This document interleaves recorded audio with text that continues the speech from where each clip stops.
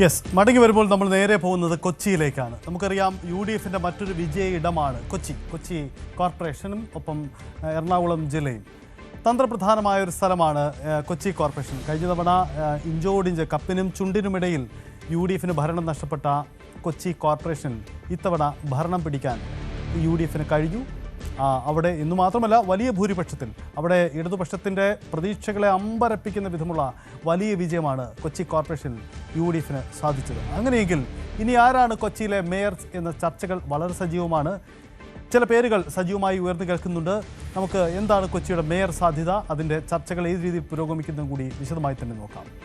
ആരൊക്കെയാണ് കൊച്ചിയിൽ മേയർ സ്ഥാനത്തേക്ക് UDF കോൺഗ്രസ് പരിഗണിക്കുക? ഒന്നാം പേരുകാരി മറ്റാരുമല്ല എന്നതുകൂടിയാണ് പ്രധാനപ്പെട്ട കാര്യം. എന്തായാലും നമുക്ക് നോക്കാം ആരാവും കൊച്ചിയുടെ മേയർ എന്ന പ്രധാനപ്പെട്ട ചോദ്യമാണ്. കൊച്ചിയിൽ ആരാവും മേയർ എന്ന പ്രധാനപ്പെട്ട ചോദ്യത്തിൻ്റെ ആദ്യത്തെ പേരുകാരി ദീപ്തി മേരി വർഗീസ് എന്നതാണ്. സ്റ്റേഡിയം വാർഡിൽ നിന്നും കൊച്ചിയിൽ കോർപ്പറേഷനിലേക്ക് ജയിച്ചതാണ്. നിലവിൽ KPCCയുടെ ജനറൽ സെക്രട്ടറിയാണ് എന്ന് മാത്രമല്ല KPCCയുടെ മാധ്യമ വിഭാഗത്തിൻ്റെ ചുമതലക്കാരിയും ദീപ്തി മേരി വർഗീസാണ്. കോൺഗ്രസിൻ്റെ പ്രധാനപ്പെട്ട നേതാവാണ്, മഹിളാ കോൺഗ്രസിൻ്റെ പ്രധാനപ്പെട്ട നേതാവായിരുന്നു. അങ്ങനെ ദീപ്തി മേരി വർഗീസ് അവർക്ക് രാജ്യസഭാ അംഗത്വം നൽകാൻ, രാജ്യസഭയിലേക്ക് സീറ്റ് നൽകുന്നത് സംബന്ധിച്ച് ചില ആലോചനകൾ നേരത്തെ കോൺഗ്രസിൽ നടന്നതാണ്. പക്ഷേ പിന്നീട് അത് നടക്കാതെ പോയി. എന്തായാലും അതിനുള്ള ഒരു പരിഹാരമായി കൂടി അവർക്ക് ഇതായി മാറും. നിയമസഭയിലേക്കും പരിഗണിക്കപ്പെട്ടിട്ടില്ല ദീപ്തി മേരി വർഗീസ്. അതുകൊണ്ട് ദീപ്തി മേരി വർഗീസ് തന്നെ ഇത്തവണ വനിതാ സംവരണമായ കൊച്ചി കോർപ്പറേഷൻ മേയർ സ്ഥാനത്തേക്ക് വരാനുള്ള സാധ്യതയാണ് ഏറ്റവും സജീവമായി നിൽക്കുന്നത്. അവിടെ പക്ഷേ ദീപ്തി മേരി വർഗീസിന് ചില വെല്ലുവിളികളുണ്ട്. ആ വെല്ലുവിളികൾ എന്താണെന്ന് കൂടി നമുക്ക് നോക്കേണ്ടതുണ്ട്. അതിനു മുമ്പ് മറ്റ് സാധ്യതാ പേരുകാർ ആര് എന്ന് കൂടി നമുക്ക് പരിശോധിക്കാം. മറ്റൊന്ന് ഷൈനി മാത്യുവാണ്. ഫോർട്ട് കൊച്ചി വാർഡിൽ നിന്നും വിജയിച്ച് വന്ന കൊച്ചി കോർപ്പറേഷനിലെ സാധ്യത കൽപ്പിക്കപ്പെടുന്ന ഒരാളാണ്. ഷൈനി മാത്യുവിന് നേരത്തെ തന്നെ മേയർ സ്ഥാനം നൽകാമെന്ന വാഗ്ദാനം ഉണ്ടായിരുന്നു എന്ന വാദം ഉന്നയിക്കുന്നവരുണ്ട്. എന്തായാലും ഷൈനി മാത്യുവിൻ്റെ പേരും ആ തരത്തിൽ പ്രധാനമായി തന്നെ ചർച്ച ചെയ്യപ്പെടുന്നതാണ്. മറ്റൊരു പേരുകാരി കൂടിയുണ്ട്. നമുക്കത് വിശദമായി ഷൈനി മാത്യുവിന് പുറമെ പരിശോധിക്കേണ്ടതുണ്ട്. മറ്റൊരു പേരുകാരി മിനി മോളാണ്. മിനി മോൾ VK പാലാരിവട്ടം വാർഡിൽ നിന്ന് ജയിച്ചതാണ്. ഈ 3 പേരാണ് പൊതുവിൽ UDFിൻ്റെ കോൺഗ്രസിൻ്റെ കൊച്ചിയിലെ കോർപ്പറേഷൻ സാധ്യതാ പട്ടികയിൽ പരിഗണിക്കപ്പെടുന്നത്. അതിലേറ്റവും സാധ്യത കൽപ്പിക്കപ്പെടുന്നത് നേരത്തെ നമ്മൾ സൂചിപ്പിച്ച പേരുകൾ തന്നെയാണെന്ന് തർക്കമില്ല. നമുക്ക് വിശദമായി കൊച്ചിയുടെ സാധ്യതകൾ പരിശോധിക്കാം. നമുക്കൊപ്പം ഡാനി പോൾ ചേരുന്നുണ്ട്. നമുക്ക് ഡാനിയോട് കൂടി ചോദിച്ച് സാഹചര്യങ്ങൾ എന്താണെന്ന് നോക്കാം. Yes Danny, good morning Danny. കൊച്ചിയുടെ സാധ്യതകളിലേക്ക് വരുമ്പോൾ മേയർ സംബന്ധിച്ച് വലിയ വിജയമാണ് മേയർ കോർപ്പറേഷനിൽ കോൺഗ്രസിനുണ്ടായിരിക്കുന്നത്. സ്വാഭാവികമായും സുഗമമായ ചർച്ചകൾ നടത്തി മേയറെ തിരഞ്ഞെടുക്കാം. ദീപ്തി മേരി വർഗീസിന് തന്നെയാണോ പ്രാമുഖ്യം, അതല്ലെങ്കിൽ മറ്റു പേരുകൾ ഈ ചർച്ചകളിൽ സ്വാഭാവികമായി ഉയർന്നു വരുന്നുവെന്ന് മാത്രമേ ഉള്ളൂ?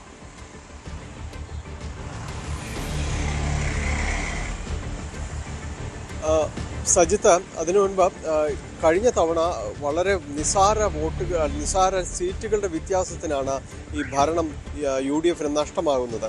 അതിലേറ്റവും കൗതുകകരമായ കാര്യം അതിലെ UDFിൻ്റെ അല്ലെങ്കിൽ കോൺഗ്രസിൻ്റെ വിമതരെ ചേർത്ത് നിർത്തിയത് ഇടതുപക്ഷമാണ്. അങ്ങനെ ഒരു ഭരണത്തിലേക്ക് വരുന്നു. എന്തുകൊണ്ടാണ് അന്ന് UDFിന് തൻ്റെ സ്വന്തം വിമതർ ഇതിൽ നിന്ന് പോയവർ തന്നെയാണ് കൂടുതൽ അടുപ്പവും ആ പാർട്ടിയോടായിരിക്കും. ഒരുപക്ഷെ എന്തുകൊണ്ട് അങ്ങനെ ഉണ്ടായില്ല എന്ന ചോദ്യത്തിന് വളരെ ലളിതമായ ഒരു ഉത്തരമേ ഉള്ളൂ. അന്ന് ഈ അധ്യക്ഷ പദവിയിലേക്ക് അല്ലെങ്കിൽ ഈ മേയർ സ്ഥാനത്തേക്ക് ആരുടെ പേര് നിർദ്ദേശിക്കുമെന്ന ഒരു തർക്കം, ആ തർക്കത്തിന് പരിഹാരം കണ്ടെത്താൻ UDFിൻ്റെ സംവിധാനങ്ങൾക്ക് കഴിഞ്ഞില്ല എന്നതാണ്. കോൺഗ്രസിന് കഴിഞ്ഞില്ല. വലിയ രീതിയിലേക്ക് ആ തർക്കം പോകുന്നു. ഒരു പേരിലേക്ക് എത്താനായിട്ട് അവർക്ക് സാധ്യമായില്ല. പകരം വന്നത് 5 വർഷം പ്രതിപക്ഷത്തിരിക്കുന്ന ആ ഒരു രീതിയിലേക്ക് അവർ മാറി, അല്ലെങ്കിൽ അത് മതി എന്ന് അങ്ങനെ തീരുമാനിച്ചു പോവുകയായിരുന്നു. അത്രയ്ക്ക് ത്യാഗസമ്പന്നരായിരുന്നു ആ സമയത്തുണ്ടായിരുന്നു. ഏതായാലും ഇപ്പോൾ കാലം മാറിയിരിക്കുന്നു. ഇപ്പോൾ വലിയ ഭൂരിപക്ഷത്തിലേക്ക് എത്തിയിരിക്കുന്നു. അത് ഉടനടി തീരുമാനത്തിലേക്കെല്ലാം പോകാൻ വനിതാ മേയർ എന്ന രീതിയിൽ തന്നെ വനിതാ സംവരണമാണ്. എന്തായാലും അതിൽ നമ്മളിപ്പോൾ സജിത്ത പറഞ്ഞ ഈ 3 പേരുകളും സജീവമാണ്. ഒരുപക്ഷെ ഒരല്പം കൂടുതൽ പറഞ്ഞു കേൾക്കുന്ന പേര്, അല്ലെങ്കിൽ കൂടുതൽ പരിഗണനയിലേക്ക് വരുന്ന പേര് ദീപ്തി മേരി വർഗീസിൻ്റേത് തന്നെയാണ്.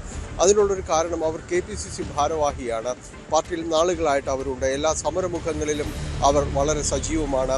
മാധ്യമങ്ങളിൽ കോൺഗ്രസിൻ്റെ ഒരു മുഖമാണ്, ശക്തമായ കോൺഗ്രസിൻ്റെ ഒരു വക്താവാണ് മാധ്യമങ്ങളിലെല്ലാം തന്നെ. അപ്പോൾ നീണ്ട കാലത്തെ ഒരു കോൺഗ്രസ് പല യെസ് ഡാനി വരാം. ഇപ്പോൾ ദീപ്തി മേരി വർഗീസിന്റെ പ്രതികരണം കൂടി നമുക്കിപ്പം വരുന്നുണ്ട്. ദീപ്തിയുടെ വാക്കുകളിൽ ഈ നഗരത്തിൻ്റെ വികസനം, നഗരത്തിൻ്റെ സുരക്ഷിതത്വം ഉൾപ്പെടെയുള്ള എല്ലാ കാര്യങ്ങളും ഏറ്റവും ഭംഗിയായി മുമ്പോട്ട് കൊണ്ടുപോകാൻ ജനങ്ങൾ ഏൽപ്പിച്ച വലിയ ഉത്തരവാദിത്തമുണ്ട് UDF-ന്. അപ്പോൾ അത് എങ്ങനെ വേണമെന്നുള്ളത് ഇനിയിപ്പോൾ നേതൃത്വം കൂടി ആലോചിച്ചായിരിക്കും തീരുമാനിക്കുക. മൊത്തത്തിലൊരു എന്താ പറഞ്ഞാൽ UDF തരംഗം തന്നെ ആയിരുന്നല്ലോ തദ്ദേശ തെരഞ്ഞെടുപ്പുമായി ബന്ധപ്പെട്ട്. അപ്പോൾ അങ്ങനെ വരുമ്പോൾ ഒരു ഭരണവിരുദ്ധ വികാരം കൂടിയാണ്, അതല്ലെങ്കിൽ സർക്കാരിൻ്റെ മൊത്തത്തിലുള്ള സ്വർണ്ണപ്പാളി, ഒരുപാട് നിരവധി കാര്യങ്ങളുണ്ടല്ലോ, അതൊക്കെ ഇതിൻ്റെ കൂടിയുള്ളൊരു അസസ്മെൻ്റ് ആണ് എന്നൊരു തോന്നലുണ്ട്. തീർച്ചയായിട്ടും കഴിഞ്ഞ 5 വർഷത്തെ നഗരസഭയുടെ ഭരണം നഗരത്തിന് പുതിയതായിട്ടൊരു പദ്ധതി പോലും കൊടുക്കാൻ കഴിയാത്തൊരു ഭരണമായിരുന്നു. പ്രഖ്യാപനങ്ങൾ മാത്രമേ ഉണ്ടായിരുന്നുള്ളൂ. അത് ജനങ്ങൾ തിരിച്ചറിഞ്ഞു എന്ന് വേണം നമ്മൾ മനസ്സിലാക്കാൻ. ആ തിരിച്ചറിവാണ് വലിയ ഭൂരിപക്ഷമായി പല സ്ഥലങ്ങളിലും കുത്തകയായി വെച്ചിരുന്ന പല സീറ്റുകളും തിരിച്ചു പിടിക്കാൻ UDF-ന് കഴിഞ്ഞതിൻ്റെ കാരണം. അതുകൊണ്ട് ഇത് ജനങ്ങളുടെ ഒരു വിജയമാണ്. കഴിഞ്ഞ 5 വർഷക്കാലത്തെ പിണറായി ഗവൺമെൻറ്റിൻ്റെ ഭരണം, ആരോഗ്യരംഗത്തുള്ള വലിയ വീഴ്ചകൾ, സാധാരണക്കാരന് ആരോഗ്യരംഗത്ത് ഒരു പ്രയാസം വന്നാൽ പോകാൻ കഴിയാത്ത അവസ്ഥയുണ്ട്. മെഡിക്കൽ കോളേജുകളിൽ കയറാൻ കഴിയുന്നില്ല. അതുപോലെ തന്നെ സ്ത്രീ സുരക്ഷയില്ലാത്ത ഒരവസ്ഥ, ആശാ വർക്കേഴ്സിൻ്റെ, അംഗൻവാടി ടീച്ചേഴ്സിൻ്റെ വിഷയങ്ങൾ, ക്ഷേമ പദ്ധതികളില്ലാതാവുന്നത്, ക്ഷേമ പെൻഷൻ കൊടുക്കാൻ പറ്റാത്തത്, ഇതെല്ലാം ചർച്ചയായിട്ടുണ്ട്. ഇതിലൊക്കെ ഉപരിയായിട്ട് വിശ്വാസ സംരക്ഷണം എന്നുള്ളത് ചെയ്യാൻ കഴിയുന്നില്ല എന്ന് മാത്രമല്ല, അവിടെ കൊള്ളയടിക്കുന്ന ഒരു സർക്കാരിനെയാണ് കണ്ടത്. ഇതെല്ലാം ജനങ്ങൾ മനസ്സിലാക്കിയാണ് ഇപ്രാവശ്യം UDF-ന് വലിയൊരു വേവ് ഉണ്ടാക്കിയിരിക്കുന്നത്. ഇതൊരു തുടർന്നും ഈ വേവ് നിലനിൽക്കും. വരാൻ പോകുന്ന തെരഞ്ഞെടുപ്പിൽ, നിയമസഭാ തെരഞ്ഞെടുപ്പിൻ്റെ മുന്നോടിയാണിത്. സെമി ഫൈനലിൽ നമ്മൾ പറയാറുണ്ടല്ലോ. അതുകൊണ്ട് ഫൈനലിലേക്കുള്ള ഒരു വലിയ വേവാണ് കണ്ടത്. ഇതിലും വലിയ കൊടുങ്കാറ്റായിരിക്കും നിയമസഭാ തെരഞ്ഞെടുപ്പിൽ വരാൻ പോകുന്നത്. അത്രത്തോളം ജനങ്ങൾ മടുത്ത ഒരു ഗവൺമെൻറ്റാണ് സംസ്ഥാന ഗവൺമെൻറ്റും. കൊച്ചി നഗരത്തെ സംബന്ധിച്ചും അങ്ങനെ തന്നെയായിരുന്നു. നഗരസഭയുടെ ഒരു പ്ലാനിങ്ങും കഴിഞ്ഞ ഒരു 5 വർഷം തന്നെ അതിനുള്ളിൽ നിന്ന് എന്തൊക്കെ നടന്നു എന്ന് വളരെ കൃത്യമായി അറിയാവുന്ന ഒരാളാണ്.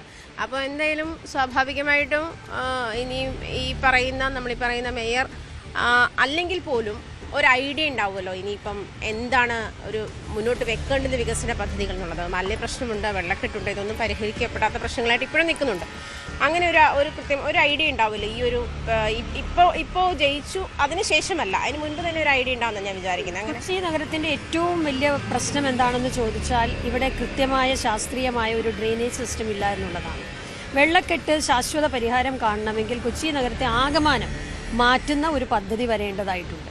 അതിനോടൊപ്പം തന്നെ മാലിന്യ സംസ്കരണം. കൊച്ചിയെപ്പോലെ മനോഹരമായ ഒരു നഗരം, അറബിക്കടലിൻ്റെ റാണി എന്ന് നമ്മൾ വിശേഷിപ്പിക്കുന്ന കൊച്ചിയെ അതേ മനോഹാരിതയോടെ ഒരു അറബിക്കടലിൻ്റെ റാണിയായി തന്നെ ലോക രാജ്യങ്ങൾക്ക് മുൻപിൽ ഒരു മാതൃകയായ നഗരമാക്കി മാറ്റുക എന്നുള്ളത് തീർച്ചയായിട്ടും ഏറ്റവും പ്രധാനപ്പെട്ട ഒരു കാര്യമാണ്. അതിനുള്ള ശ്രമം തീർച്ചയായിട്ടും UDF-ൻ്റെ ഭാഗത്തു നിന്നുണ്ടാകും. ഇവിടെ നമുക്ക് ഇല്ലാതെ പോകുന്നത് കഴിഞ്ഞ 5 വർഷക്കാലം ഹൈക്കോടതി വിമർശിച്ചതിൻ്റെ ഒക്കെ കാരണം. ഇങ്ങനൊരു നഗരസഭ എന്തിനാണ് എന്ന് വരെ ഹൈക്കോടതി ചോദിച്ചു. ആ വീഴ്ചകളെല്ലാം നികത്തേണ്ടതായിട്ടുണ്ട്. അപ്പോൾ മാലിന്യ സംസ്കരണം, അതുപോലെ തന്നെ വെള്ളക്കെട്ട് നിവാരണം, അതുപോലെ തന്നെ സ്ത്രീകളുടെയും കുട്ടികളുടെയും സുരക്ഷ ഏറ്റവും പ്രധാനമാണ്. നഗരത്തിൽ ചെറുപ്പക്കാരുടെ സുരക്ഷ, ലഹരി മാഫിയ എന്ന് പറയുന്നത് അതൊരു ഹബ്ബായി കൊച്ചി നഗരത്തെ കാണുന്നുണ്ടെങ്കിൽ അതിൽ നിന്ന് ഈ നഗരത്തെ മോചിപ്പിക്കുക എന്ന വലിയ ലക്ഷ്യം UDF-നുണ്ട്.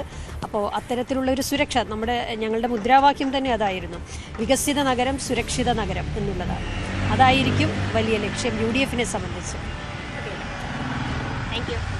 യെസ്, ഇതാണ് സാഹചര്യം. എന്തായാലും അവിടെ ദീപ്തി മേരി വർഗീസിൻ്റെ ഒരു കോൺഫിഡൻസ് ആണ് നമ്മൾ കാണുന്നത്. ഡാനി, ദീപ്തി മേരി വർഗീസ് ഞാനാണ് മേയർ കാൻഡിഡേറ്റ് എന്ന് പറയുന്നൊന്നുമില്ല, അവകാശവാദമൊന്നും ഉന്നയിക്കുന്നില്ല. പക്ഷേ ഏറെക്കുറെ അത് ഉറപ്പാണ്, അവർ പ്രതീക്ഷിക്കുന്നുമുണ്ട്. പക്ഷേ ദീപ്തി മേരി വർഗീസിന് വെല്ലുവിളിയാവാൻ സാധ്യതയുള്ള ഘടകങ്ങൾ ഏതൊക്കെയാണ്? കൊച്ചിയിലെ രാഷ്ട്രീയത്തിൽ ഈ അവസാന വാക്ക് ആരാവാനാണ് സാധ്യത?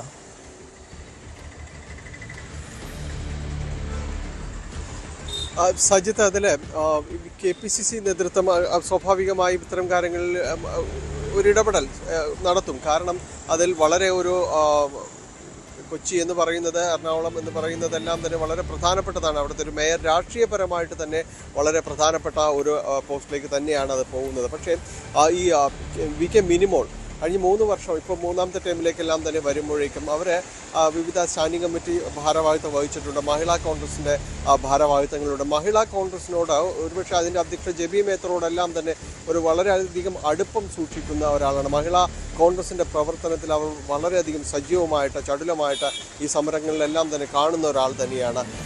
ദീപ്തിക്ക് ഏറ്റവും കൂടുതൽ കടുത്ത മത്സരം നേരിടേണ്ടി വരുന്നത് മിനിമോളിൽ നിന്ന് തന്നെയായിരിക്കുമെന്ന കാര്യത്തിൽ സംശയമില്ല. അതിന് മറ്റൊരു കാരണം കൂടിയുള്ളത് ഈ ജില്ലാ കോൺഗ്രസ് നേതൃത്വവുമായി ഒരുപക്ഷെ കുറച്ചുകൂടി ഒരു അടുപ്പം വരുന്നത് മിനിമോൾ കാണുന്നതാണ് സൂചനകൾ. കാരണം അവരുടെ ഒരു താല്പര്യങ്ങളും കാര്യങ്ങളും എല്ലാം ഇതിൽ നിർണായകം തന്നെയാണ്, ഒരു സംശയവുമില്ല. അത് ദീപ്തി മേരി വർഗീസിൻ്റെ ഒരു സ്വാധീനവും അല്ലെങ്കിൽ അവർക്കുള്ള ഒരു പരിചയസമ്പന്നതയും എല്ലാം കണക്കിലെടുത്തുകൊണ്ട് തന്നെയാണ് കൂടുതൽ പ്രാധാന്യം അവരിലേക്ക് വരുന്നത്. മിനിമോളുടെ മത്സരം അത് ഒട്ടും കുറച്ച് കാണേണ്ടതില്ല എന്നതാണ്. മറ്റൊരാൾ ഷൈനി മാത്യു ആണ്. ഷൈനി മാത്യു കഴിഞ്ഞ തവണ ഇതിന് മുൻപുണ്ടായിരുന്നൊരു ടൈമിൽ മേയറാകും എന്ന രീതിയിൽ തന്നെ വലിയ രീതിയിൽ തന്നെ പറഞ്ഞു വന്നതാണ്. പക്ഷേ അതിന് മറ്റു ചില കാരണങ്ങൾ കൂടി അതിനൊപ്പം ഉണ്ടായിരുന്ന പ്രചാരണങ്ങൾ അതൊരു പെയ്ഡ് സീറ്റ് എന്ന രീതിയിലെല്ലാം തന്നെ പറഞ്ഞു കേട്ടിരുന്നു. അതിൽ കോൺഗ്രസ് നേതൃത്വത്തിന് വളരെയധികം പഴി കേൾക്കേണ്ടിയിരുന്നു. വലിയ രീതിയിൽ മാധ്യമ വാർത്തകൾ അതിലേക്ക് വന്നു. കാരണം സൗമിനി ജെയിൻ മേയറാകുമ്പോൾ ഇതിലൊരു നിശ്ചിത കാലയളവ് 2.5 വർഷം വീതമെന്ന് പറഞ്ഞു വെച്ചിരുന്നു എന്നതാണ് പറയുന്നത്. അങ്ങനെ ഒരു ധാരണ KPCC നേതൃത്വവും ഇടപെട്ടുകൊണ്ട് അങ്ങനെ ഒരു ധാരണയിലേക്ക് എത്തിയിരുന്നു എന്നതെല്ലാം തന്നെ പറഞ്ഞത്. പക്ഷേ ആ ഒരു നിശ്ചിത കാലയളവിന് ശേഷവും സൗമിനി ജെയിൻ അങ്ങനെ ഒരു കരാറില്ല, അങ്ങനെ ഒരു ധാരണയില്ല, ഇതൊരു ആവശ്യമായ പിടിവാശിയാണ് എന്നെല്ലാം തന്നെ പറയുകയും ചെയ്തു. ഷൈനി മാത്യു പോലും ഒരിടയ്ക്ക് ഈ കാര്യം ഉന്നയിച്ചുകൊണ്ട് ഒരു പടി കൂടി മുന്നോട്ട് വരികയും എല്ലാം ചെയ്തു. അന്ന് ഇവിടെ ഉണ്ടായിരുന്ന MLAയും DCC നേതൃത്വവും അടക്കം ഈ ഷൈനിക്ക് ഒപ്പം നിൽക്കുകയും ചെയ്തിട്ടുണ്ട്. പക്ഷെ അപ്പോഴും ഒരു വിട്ടുകൊടുക്കൽ വഴങ്ങൽ അങ്ങനെ ഇല്ലായിരുന്നു സൗമിനി ജെയിൻ്റെ ഭാഗത്തു നിന്ന്. കാരണം അവർ പറയുന്നത് അങ്ങനെ ഒരു ധാരണയില്ല, എങ്കിൽ പിന്നെ എന്തിന് ഞാനതിന് മാറിക്കൊടുക്കണം എന്നതായിരുന്നു. ഏതായാലും അവരുടെ തീരുമാനവും കാര്യങ്ങളുമായിട്ട് മുന്നോട്ട് പോവുകയും ചെയ്തു. അപ്പോൾ അന്ന് ഒരു രക്തസാക്ഷി പരിവേഷത്തോടു കൂടിയായിരുന്നു ഷൈനി മാത്യു മാറി നിന്നത്. ഇപ്പോൾ വീണ്ടും അത്തരം ഒരു ക്ലെയിമിലേക്ക് വരുമ്പോൾ അന്നുണ്ടായിരുന്നത് അത്രയും ആ രീതിയിൽ തന്നെ ഉന്നയിക്കാൻ കഴിയുമോ എന്ന സംശയമാണ്. കാരണം മിനിമോളോളം ശക്തമായ ഒരു മത്സരം ഷൈനി മാത്യുവിൻ്റെ ഭാഗത്തു നിന്ന് പ്രതീക്ഷിക്കേണ്ടതില്ല. പ്രത്യേകിച്ച് അന്നുണ്ടായിരുന്നൊരു പഴി അതൊരു പെയ്ഡ് സീറ്റ് അല്ലെങ്കിൽ ഒരു പെയ്ഡ് പോസ്റ്റിലേക്ക് വേണ്ടിയാണ് എന്നതെല്ലാം തന്നെ പറഞ്ഞിരുന്നു. അത് ഒരു ആരോപണവും ആക്ഷേപവുമായിട്ട് വലിയ രീതിയിൽ ഉയർത്തിക്കൊണ്ടുവരികയും ചെയ്തിരുന്ന ഒരു ഭാഗം. അതുകൊണ്ട് തന്നെ ഈ ഷൈനി മാത്യുവിൽ നിന്ന് വലിയ രീതിയിലൊരു മത്സരം ഉണ്ടാകുകയാണെങ്കിൽ പഴയ ആക്ഷേപം വീണ്ടും ഉയരാൻ തന്നെയാണ് വളരെ സജീവമായ സാധ്യത. അന്ന് ജില്ലാ കോൺഗ്രസ് നേതൃത്വത്തിൽ പലരുടെ പേരുകളും ഇതിനോട് ഇത്തരം ഒരു പെയ്ഡ് സംവിധാനത്തോട് ചേർന്ന് പറഞ്ഞു കേട്ടിരുന്നതാണ്. എന്തായാലും അത്തരം ഒരു ആക്ഷേപം ഒന്നുകൂടി ശക്തമാകും. മാത്രവുമല്ല അന്ന് കൊടുക്കാതിരുന്നു ഇന്നിപ്പോൾ വിളിച്ചു കൊടുക്കാമെന്ന് പറയുന്നത് പോലൊരു സ്ഥാനമൊന്നുമല്ലല്ലോ ഒരു മേയർ സ്ഥാനം എന്നെല്ലാം തന്നെ പറയുന്നത്. രാഷ്ട്രീയപരമായിട്ട് വളരെ പ്രധാനപ്പെട്ടതാണ്. പ്രത്യേകിച്ച് കൊച്ചി മേയർ എന്നെല്ലാം തന്നെ പറയുമ്പോൾ അതിൽ വളരെ തീരുമാനങ്ങൾ നിർണായകം രാഷ്ട്രീയപരമായിട്ട് തന്നെ പല കാര്യങ്ങളും നടപ്പാക്കേണ്ടതും കാര്യങ്ങളുമെല്ലാം തന്നെയാണ്. അപ്പോൾ കുറച്ചുകൂടി രാഷ്ട്രീയ പ്രവർത്തനത്തിൽ പരിചയമുള്ളവരിലേക്ക് തന്നെ പോകാൻ സാധ്യതയുണ്ട്. അതിൽ ആദ്യത്തെ പേര് ദീപ്തിയുടേതും പിന്നീട് VK മിനിമോളുടെ തമ്മിലാണ്. ഇവർ തമ്മിലുള്ളൊരു മത്സരം ആയിരിക്കും ഉണ്ടാകുക. ആർക്കാ പാർട്ടിയിൽ കൂടുതൽ സ്വാധീനം എന്നത് തന്നെയായിരിക്കും ഇതിലൊരു മാനദണ്ഡം എന്ന രീതിയിലേക്ക് എല്ലാം തന്നെ പോകാനുള്ളൊരു സാധ്യത. KPCC വക്താവ് അതോടൊപ്പം തന്നെ സംസ്ഥാന നേതൃത്വവുമായുള്ളൊരു വലിയ അടുപ്പം അക്കാര്യങ്ങളെല്ലാം ദീപ്തിക്ക് മുതൽക്കൂട്ടാകും. അവരുടെ ഒരു നഗരത്തിലുള്ളൊരു പരിചയസമ്പന്നതയും കാര്യങ്ങളും അവർക്ക് ഗുണകരമായ ഘടകങ്ങളുമാണ്.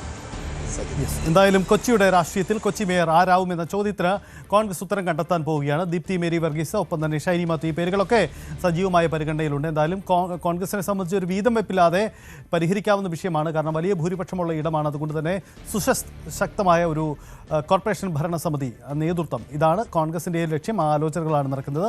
അവസാന വാക്ക് ആര് എന്നത് സംബന്ധിച്ച് ചർച്ചകൾ മുന്നോട്ട് പോവുകയാണ്. എന്തായാലും വേഗത്തിൽ തീരുമാനമുണ്ടാകും. ഇടവേളയാണ്, വേഗത്തിൽ മടങ്ങി.